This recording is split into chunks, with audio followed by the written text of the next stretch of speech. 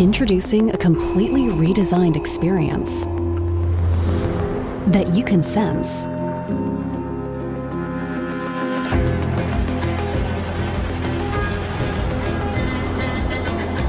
And that senses you. The new Dell Latitude laptops bring your work closer to you. Tonight, Basil Zemplis's launch for Liberal Party pre-selection derailed by a hot mic comment caught on camera. A tree branch collapses on crowds taking in the Australia Day Sky Show in Kings Park. Thousands left without power after a fiery crash in our southeastern suburbs. The Prime Minister stands firm on his tax cut backflip, insisting it's the right thing to do. And your exclusive look inside the Olympic Village as we count down to Paris 2024. This is 9 News Perth with Michael Genovese. Good evening. Lord Mayor Basil Zemplis has made a rocky start in his bid for state politics in a hot mic moment caught on camera. The Liberal Party hopeful insisting his remarks were taken out of context, calling accusations he was referring to women's tennis flat out wrong. It was a press conference to announce his intention to run as a Liberal in Churchlands. But Basil Zemplis has been forced to explain these comments. Tennis is on tonight, isn't it? Yeah, the female final, yes. It's a reserves game then. I say that having been there, obviously. A bit about reserves game. Plenty of nights when I've read the... OK, all right. The media personality this afternoon releasing a statement after a public pylon accusing him of degrading the Australian Open women's final. I then say, referring to reading the news against the broadcast, it's like the reserves then. Reading the news against the tennis was what I was referring to as being the reserves, not the tennis. Jen, are you normally a Saturday man? Reading the news tonight. Oh, how about that, Joe? In the big chair. Is it head-to-head with... Jerry's reading for 7. Unbelievable. What a showdown. It's like a derby. Tennis is on tonight, isn't it? 9 News journalist Michael Genovese confirming he understood Mr Zemplis to be talking about the timing of the news bulletin. The controversy overshadowing the launch of his long-rumoured switch to state politics. What I am announcing is my candidacy for pre-selection for the seat of Churchlands. Basil's membership of the Liberal Party is only an asset. Former Mayor of Vincent turned Labor Minister John Kerry today slamming his decision as selfish. Now he's jumping ship for his own naked political ambition in a seat in the western suburbs. He has a choice. He could face me in the state seat of Perth if he was so committed to the residents here. I will fight for what is right for my local area all of the time, just as I've done for Lord Mayor for the ratepayers. No matter the outcome, punters in Churchlands and the Perth CBD want a fair deal. I think it's an opportunity for both of them maybe to start down a different path with new people involved. Well, I'd probably vote for anyone that is not Labor. If pre-selected for the seat, Basil Zemplis will remain Perth Lord Mayor until the 2025 election is called. Then will seek a leave of absence during the campaign. That would be my intention, to follow those protocols and that path which has already been trod. Rachel Clifford, 9 News. More than 100,000 people have witnessed a spectacular fireworks and drone show celebrating Australia Day in Perth. But the party was marred when 6 people were injured as a tree branch came crashing down at Kings Park. Australia Day ending with a bang. Perth's time to shine and glow above the Swan River. 30-minute show leaving 120,000 people in all. While only 1 drone was lost this year, at Kings Park, trees were breaking. 6 people hit by a fallen branch, 2 taken to hospital for minor injuries. It was unusual because, Kings Park is usually well maintained and out of all days, Australia Day it had to happen. Botanic Gardens Park Authority saying incidents of this kind are rare in Kings Park and the overall risk to visitor safety is low. An investigation is underway. About a dozen local councils moving citizenship ceremonies from January 26th to today. The shift drawing crowds back to Mosman Park, welcoming 200 people. Today we're right back up to the numbers that we'd expect for a citizenship ceremony, and we're reflecting our community's wishes to have it on a day other than the 26th. It's special regardless. The city of Wanneroo also welcoming dozens of new Australians. Thank you for Australia for opening up the door for us and giving my family the opportunity to live in this great country. As councils move away from Australia Day traditions, the Lord Mayor says the City of Lights show above the Swan River will remain on January 26 unless the Prime Minister changes the date. That's our national day. That's Australia Day. That's when we will mark it in the city of Perth. A debate that's far from over. Michael Stamp, 9 News. More than 3,000 homes in Perth's southeast were without power this afternoon after a car crashed into a power pole and burst into flames in Hilbert. These pictures were captured from the news helicopter moments after that fiery crash on Hilbert Road. Thick black smoke filling the sky as fireys continue to battle the blaze just metres from homes. It's believed the driver escaped unharmed. After being held in Guantanamo Bay for almost 2 decades, 2 Malaysian men have today been sentenced to 23 years in confinement for their involvement in the 2002 Bali bombings. Mohammed Farik bin Amin and Mohammed Nazir bin Lep both pleaded guilty to charges of war crimes last week. Their sentences won't be reduced for time served. However, under the terms of a secret pre-trial agreement, they could be freed by 2029. 202 people died in the attack, including 88 Australians. Idiots who tried to destroy Australia Day. That's what the New South Wales Premier is calling a group of far-right extremists. Tonight, Anthony Albanese has joined the condemnation too, saying the behaviour has no place in this country as calls grow for stronger laws to crack down on hate. Marching with their banner of hate and our Australian flag. It has no place, and it is rightly being condemned by all decent people. If it wasn't so menacing, it would be completely ridiculous. It brought a swift response from New South Wales Police. More than 60 far-right extremists stopped from hijacking Australia Day. Today, police and the nation's security service on alert for what is a growing threat. The masked man made it just 4 stops from Artarmon when police slowed the train, giving the riot squad time to intercept the group at North Sydney. Yesterday, they were exposed, forced to remove their face coverings, fined for offensive behaviour and ordered to stay away from the city and public events. A lot of the organisers are interstate, effectively importing their hate into New South Wales. Including neo-Nazi Thomas Sewell, who in 2021 attacked a Channel 9 security guard in Melbourne, flying in from Victoria, where the group last year managed to march on the steps of Parliament. Senior police knew for weeks that the group was planning an Australia Day protest, and they were ready. 6 men were arrested and brought here to Chatswood Police Station, where they were fined, then released. But the investigation isn't over. I say to these people, quite frankly, have a good look at yourself. There is nothing to be got in this country through hatred. Annalise Bolt, 9 News. Taking a trip to the regional New South Wales town today, the Prime Minister was hoping to find a friendly audience for his tax cut backflip. Instead, he faced more questions, but tripled down on his controversial decision. A firm press on the shovel moving turf, but doing little to help the Prime Minister dig himself out of a broken promise on tax cuts. We have made the right decision for the right reasons. 3 days on from his press club announcement on a charm offensive in central west New South Wales as construction begins on a new conservatorium in Orange. I love music, so I DJ. I haven't done it for a while. I used to do that for charities and for various things. No beats today, instead forced to spin his amended tax agenda with a hard sell to the regions. We want the fight against inflation to be front and centre, because the lower your income, the harder it hits you. And that's why inflation has had a disproportionate impact on regional Australia.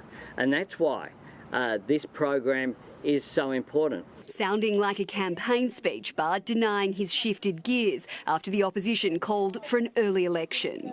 This is a response to Australians being under financial pressure. Sophie Upcroft, 9 News.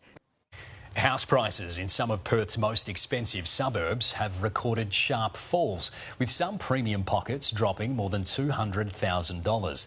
The latest REWA data showing there are 15 suburbs that are now cheaper than 12 months ago. Upmarket Salter Point is leading the way, with the median price down more than 12.5%, now sitting at just over $1.4 million, followed closely by Ardross, whilst Guildford prices dropped more than 11%. Still to come this Saturday, an update on the King's condition post-surgery. Details on his special hospital visit, that's next. Why Donald Trump is being ordered to pay a New York writer more than $120 million. 50 marathons in 50 days. We're at the finish line as the fundraising journey comes to an emotional end.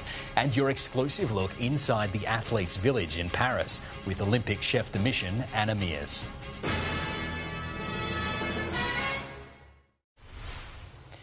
Overseas now, and a day after testifying in his own defence, Donald Trump has been ordered to pay more than $120 million to a woman he sexually abused and defamed. E. Jean Carroll branded the day a victory for women, saying it's a huge defeat for every bully who has tried to keep a woman down. Meanwhile, the former president left the court before the verdict could be read out, blasting the jury and vowing to appeal. The United Nations top court has ruled Israel must take immediate action to prevent genocide in Gaza, including punishing incitement and improving aid. The International Court of Justice dismissed Israel's push to have the case thrown out, but stopped short of ordering a ceasefire. A verdict is yet to be delivered on whether Israel is committing genocide in Gaza. King Charles is doing well as he recovers from prostate surgery. The monarch arrived with Queen Camilla at the same London clinic where the Princess of Wales is also recovering from surgery. The King broke protocol to pay her a visit before his own treatment. 14,000 athletes will head to Paris for the Olympics, and their home away from home is almost ready. As Nine's Edward Godfrey discovered, sporting stars will get all the creature comforts as they prepare to chase gold. A sneak peek inside the home of the 2024 Games. In Saint-Denis, on the outskirts of Paris, there's a race on to finish the Athletes' Village. This is a city within a city, so we have to provide athletes with all the amenities, everything that they need during the Games. Paris 2024 organisers say it would normally take 15 years to construct something this big. It'll be done in under 5. 40 new buildings, 3,000 apartments, each with multiple rooms, spanning 300,000 square metres. From July, it'll house 14,000 athletes. Our chef de mission, Anna Mears, inspecting the site, along with Australian representatives for each sport. Very positive. Good quality, good to be able to see it early ahead of the Games time so that they can provide feedback back to the sports and athletes as well. It's accessible, eco-focused and naturally cooled, although the Aussie team has specifically requested air conditioning. There will be 9,000 trees and even outdoor air purifiers. Recycled materials keep the cost of the village down, around 3.3 billion Australian dollars. It has the necessities and some luxuries. There'll be a bank, a post, there'll be a merchandise store, a grocery store, an hair salon also, and a big screen also, so they can look at the games here together. Everything here has been built quite close together so that the athletes don't have too far to walk anywhere. But they'll also have access to shuttles and chauffeured golf carts to help them get around the village. The apartments will eventually be sold and rented for private use, but not before they've been called home by current and future champions. Very happy to host Australians athletes here in the village and to live the game with them. In Paris, Edward Godfrey, 9 News. A whole lot of running with a whole lot of heart. Aussie teacher Tom Price crossed the finish line in Melbourne this morning, conquering 50 marathons in 50 days and raising $100,000 for babies needing neonatal intensive care. The inspiration behind the feat, his niece Sylvie by his side for the emotional finale. It's not about me, it's about these babies, about these family members and about these nurses and doctors in the NICU. 50 in 50 days, an unbelievable effort. Paddy Sweeney joins us now for a look at sport. Paddy, history at the Australian Open. That's right, Jenna. Aryna Sabalenka becoming the first woman in a decade to successfully defend her title. Aryna's aced the perfect tournament, producing a second serving of silverware. And the second test and a summer sweep within Australia's grasp at the Gabba. 9 News, brought to you by Australia's #1 selling vehicle, Ford Ranger. Incredibly fun, remarkably functional, and effortlessly stylish. Introducing the all-new Ford Puma. A compact SUV that really packs a punch. Looking good has never been this easy. Secure yours today. The all-new Ford Puma. Effortlessly stylish. Aryna Sabalenka has successfully defended her Australian Open women's crown with a powerful straight sets victory. China's Qinwen Zheng no match for the world number 2, who didn't drop a set all tournament. A moment of history, Aryna Sabalenka perfect, going back-to-back. Sabalenka defends the title. Couldn't imagine myself lifting this trophy one more time, and it's unbelievable feeling right now, and I'm really speechless. The world number 2, no stranger to the spotlight. There's the early break. Early nerves getting the better of the 21-year-old. Wow. The 12th seed finding composure. Jung on the board. But the Belarusian wouldn't back down easy. Kaboom. Flying through to claim the first set in just over 30 minutes. The defending champion serving up a dominant first set. In her first final, Jung showing moments of brilliance. Nicely done. I like the change-up of that serve. Picking up momentum as a heckling spectator briefly held play. Well, there's just been a disturbance up actually behind the umpire. But it would only delay the inevitable. Sabalenka, the first woman since compatriot Victoria Azarenka a decade ago to defend her title. Daniil Medvedev back on court, albeit practice, following a miracle semi-final win over Alexander Zverev. Coming from 2 sets down, booking a shot at glory against Yannick Sinner. Mentally 100%. I'm stronger than I was before this tournament because now I know that I'm capable of some things maybe I thought I'm not. Alexia Pesce, 9 News. Australia's quest for a summer clean sweep has hit an early hurdle. Usman Khawaja dismissed cheaply against the West Indies. The opener falling for 10, the host chasing 216 to win the second test. And late on day 3, Australia are 1 for 34. The West Indies intent on building on their 35-run lead. Oh, divine. Mackenzie and Brathwaite adding 50 before Cam Green struck. The drive can be your friend. You get it wrong, it's your worst enemy. The introduction of spin reaping rewards before a reprieve for Hodge. There it is! Don't tell me it went down. Smith unable to stick the catch. The visitors 3 for 106 at the break. At the resumption, the veteran's safe hands would return. Taken! Good catch! Hodge, his own worst enemy at the crease. That pain only amplified 4 balls later. That's a sharp bit of work from Travis Head. A cool head prevailing, Hodge caught with his bat in the air. Green taking to the skies to remove De Silva. And Green's got it on his second chance. The lead 214 before the innings closed. Oh, right on the front of the toe. Shamar Joseph retiring hurt. And Australia's women winning their opening T20 against South Africa, chasing 148, Beth Mooney 72, securing victory. And the Socceroos are confident of finding another gear in tomorrow night's Asian Cup knockout clash with Indonesia. Striker Martin Boyle promising to go on the attack with a spot in the quarterfinals up for grabs. Definitely think we have another gear to step up. I feel like we are dominating the games, we are keeping control of the ball, and we are creating a lot of chances. I think we just need to be a bit more ruthless. Overseas, Ange Postecoglou's Spurs have been knocked out of the FA Cup after Manchester City scored an 88th minute winner. And Jenna, that's all in sport. Well done to Aryna Sabalenka, and looking forward to tomorrow night. Yannick Sinner and Daniil Medvedev in the men's final. Should be an exciting match. Paddy, Sweeney, thank you. Stay with us. Kellie Haywood will have your 7-day weather forecast right after the break.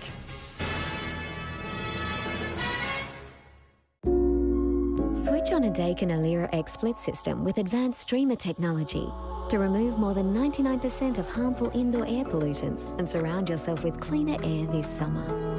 Daikin, perfecting the air. Welcome back. Well, I hope you're enjoying this glorious weather we've been treated to this long weekend. We hit a top of 34 degrees this afternoon, warming from our overnight low of 17. And right now here in the city, it is 27.4 degrees. Taking a look at the satellite, showers and thunderstorms are on the way for the northern Kimberley and interior tomorrow. Clear skies over Perth, and we've got some light showers southwest of Busselton. Around the rest of the country tomorrow, we are looking at cloudy conditions conditions for the most part. 28 at the top in Adelaide. Melbourne and Hobart will hit just 24, and a shower or two for those in Sydney. Storms and up to 30 millimetres expected in Brisbane, and storms in Darwin too. Here's what Sunday will look like in your suburb. 27 degrees from Joondalup to Fremantle, and in Kalamunda through to Mandurah, a lovely top of 28. Now here in Perth, we will have a bit of cloud about in the morning, clearing by the afternoon, making way for a top of 28 degrees. Then Monday we are looking at 29. Tuesday that mercury will jump right up to 37. Wednesday, for the first day of the school year, a scorcher, 39 degrees. It will start to cool from there as the week moves on. But Jenna, don't worry, that hot weather won't stick around for too long. Time now to take a look at Perth's property market. Sales activity increased significantly over the week, while total listings for sale also increased. Nine's Property Watch shows 3,864 properties are up on the market, while Reward.com data shows 830 are under offer or have been sold. Our top selling suburbs, Baldivis, South Perth, Perth and Como. At the top end of the market, this 3x1 open plan unit in Doubleview has easy access to Scarborough Beach, selling this week for $745,000. In Byford for $600,000, this large 3-bedroom, 2-bathroom modern family home. The backyard perfect for entertaining, complete with a fire pit.